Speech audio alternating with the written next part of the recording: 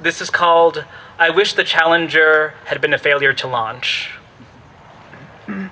She would be remembered as an embarrassment instead of a tragedy. She would have become a disappointment, not a catastrophe. She would be a dud instead of a boom. She would be a jolt of cringe instead of a cold lake of grief. She would be writing this poem instead of shockwaving into ghosthood after her explosion in the sky. She would be a poet and not a gravestone. She would be a someday and not a never. I wish the Challenger had been a failure to launch, had become junkyard instead of supernova, had become a pile of dismantled components instead of a wreckage collection.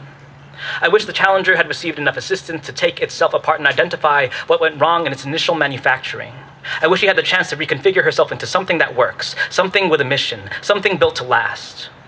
I wish the Challenger had been granted a softer deadline, something kinder than a curtain call. I wish the Challenger had fallen apart sometime before her launch date so NASA could have gone back to the drawing board instead of sending out divers to gather her far-flung and burnt-out debris.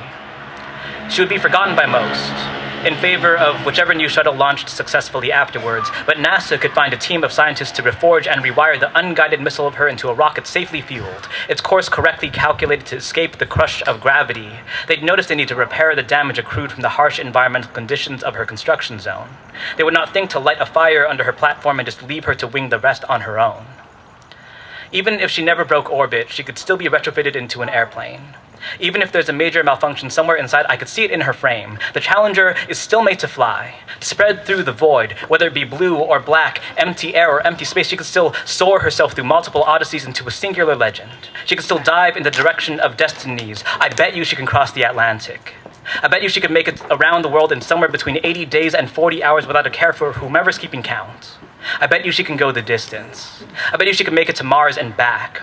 I bet you she'll be the first spacecraft to trace the lines of Orion's belt. I bet you the Challenger will one small step all of humanity into an interstellar species. I bet you she'll make first contact. I bet you she'll have the best in-flight meals in the entire Laniakea supercluster.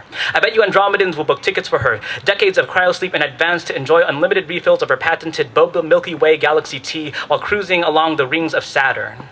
I bet you her accomplishments will spur shady space travel agencies to cobble together imposter Challenger shuttles so they can sell fraudulent voyages with a watery weak forgery of her signature in-flight beverage to swindle ignorant space tourists who can't tell a black hole from a protoplanetary nebula.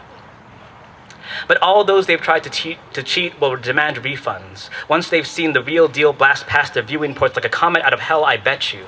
She'll leave all them fakes behind in a parsec-sized cloud of her stardust.